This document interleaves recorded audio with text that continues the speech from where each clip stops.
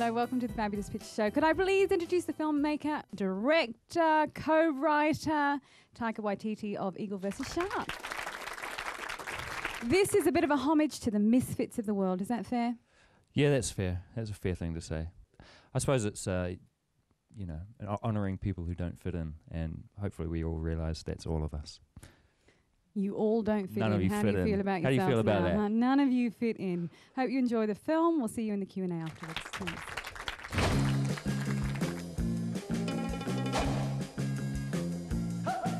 Welcome to Meaty Boy. Jared isn't really interested in Lily, Do you know that chick, Jenny? Would you be able to give her this? It's an invitation to my party. but she wins over the Uber geek with her stunning video game skills. I like your costume. Thanks. I almost came as a shark, actually, but then I realised that an eagle's slightly better. It's the beginning of a deadpan, on-off love story. You're pretty beautiful. Same. I mean, you are too. Oh, handsome. But Jared is a man on a mission. What do you have to do? Killer man. Probably. Who? Eric Elisi. He's Samoan. It's my high school nemesis. So he takes Lily home to meet his dysfunctional family.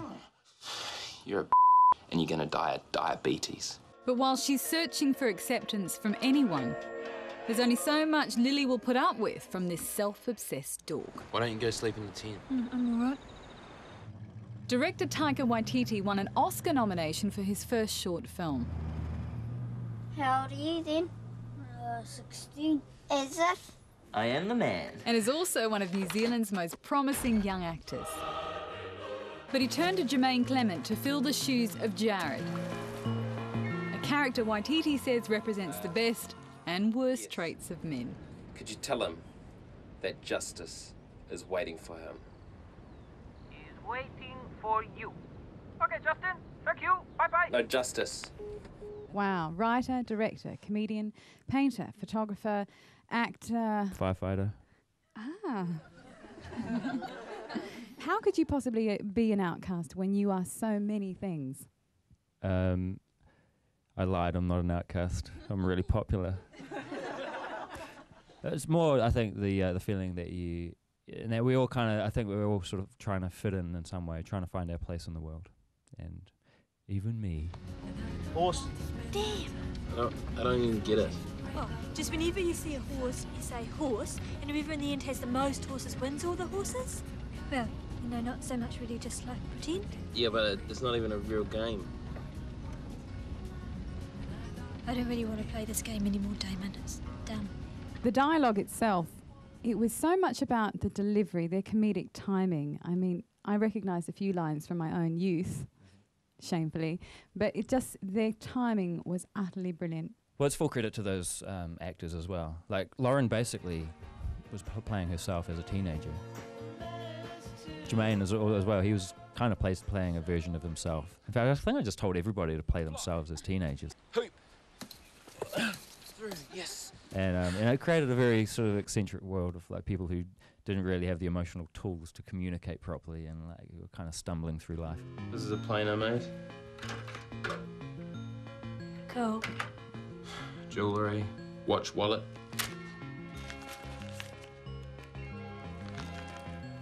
Wow. You can play a script like that just for laughs, and you can say, yeah, we're just going to make it funny all the time. But it was very important to avoid that and just let whatever comedy was going to be there come through, but just to make sure that they were being honest and not playing over the top. What's your favourite line? In the You film?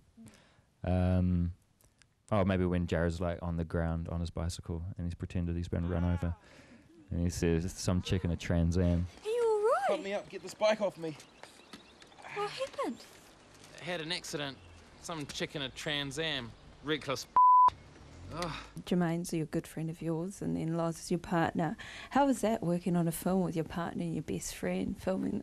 How did that Thanks work? for telling everyone I've got a girlfriend. I was fine with it because her characterization was so different that I really, like, I turned up to work and it wasn't my girlfriend. It was just like this strange girl who I just thought was really cool and I just wanted to hang out with. And, and Jermaine was her boyfriend, and I hated him at times because he was so mean. Who gave you permission to touch that? No one, sorry. How'd you like it if I went over to your place and just started touching everything? How about I just started messing around on your computer and changed all the settings? Change your bloody desktop picture. It's a comedy but deals with a lot of serious issues. And I was thinking of like a fine line between comedy and tragedy. Coming from a place like New Zealand, which is pretty much the Iceland of the South Pacific, we have, you know, there's a lot of depression. There's the feeling of isolation down there that all of our films, I mean, we're only really known for dark films where kids die. So it's like, you know, even trying to make a comedy, it's always going to kind of come through in some way. I don't want to go up there. What? I don't want to go up there. Take me home, please. Take me home, please. I don't want to go up there. I mean, essentially, the humour is very New Zealand. That style of looking at the world and looking at dysfunction, in human dysfunction, and really kind of like laughing, not at it from the outside, but like laughing along with it. Well, I suppose I should say a few words. Why? This Saturday, I will be having a scheduled fight with Eric Elise, who's Samoan. Did you get bullied by a Samoan kid while you were at school? I don't want to talk about it, man. I exercised my demons in this movie.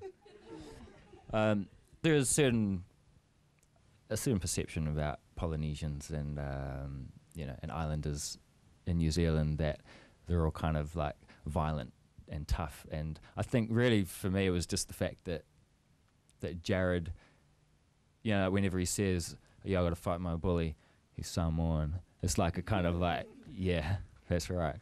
So, you know, like it's like a mission impossible, but I'm going to do it. What exactly are you going to do to him? I'm going to kick his Samoan ass, that's what. It's time to pay the piper.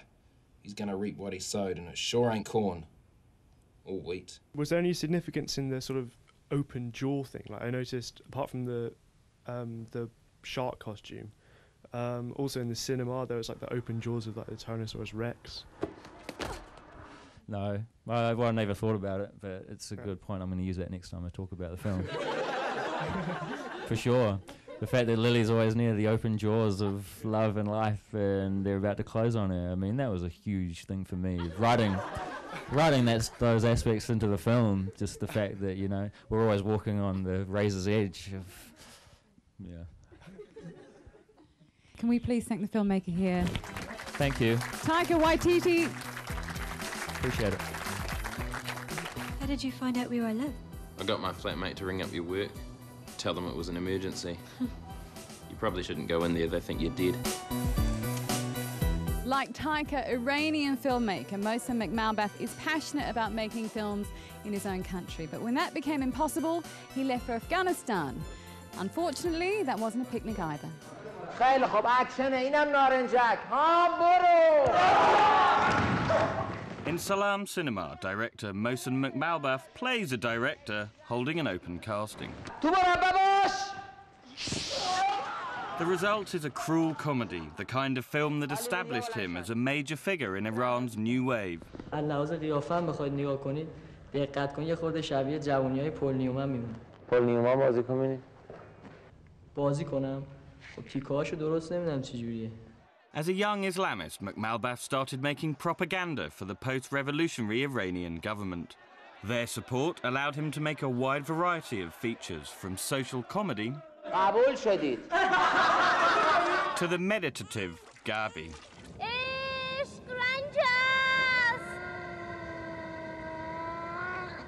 When I started to work, little by little, I understood that cinema has a role in politic way to change view, you know, and the idea of the people little by little. 30 ثانیه وقت داری گریه کنی. بریم ببینم چیکار می‌کنی. خب من که نقشم می‌خوام بگیرم. But as he matured, he began criticizing the regime. خب من مثلا بابا همیشه این فیلم مثلا ویزا بگیرم بیام. از اونجا مثلا برم.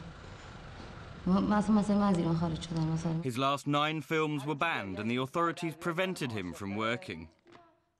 Once jailed by the Shah's regime for being an Islamicist, he had no desire to return. I don't want to be anymore in prison. I come out to make a film. I cannot wait 8 years for Ahmadinejad. To make Kandahar, he went undercover in Afghanistan. I'm going to Kandahar to save my sister. She wants to commit suicide at the eclipse. Named by Time magazine as one of the best 100 films in the world, it exposed the oppression of women under the Taliban. Danger ahead. Lay down. There's a man with a gun along the road. If he's a patrol, I'll say we're married. One woman certainly not oppressed is his daughter Samira. First directed by her father at just 1 month old, and again when she was 8. But Samira decided to follow in her father's footsteps. When Samira was 14 years old, she decided to be filmmaker, and I accepted to teach her. And then I opened one small school in my house to teach cinema when I have time. In 2000, her second film Blackboards, written by her father, won the jury prize at Cannes. Father and daughter have now made 5 films together. We have different kind of relationship. We are friends. He's my father, and he's my colleague, and he's my teacher. And fight a lot. Yes, really, it's a lot of fight, but it's good. It's like cinema. Her work tackles issues of education and oppression among women.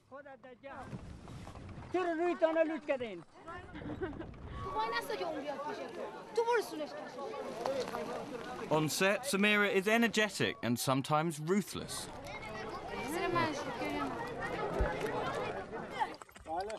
Working in remote locations with non-professional actors, casting is often a challenge. But Samira's self-belief holds, even when confronting religious authority.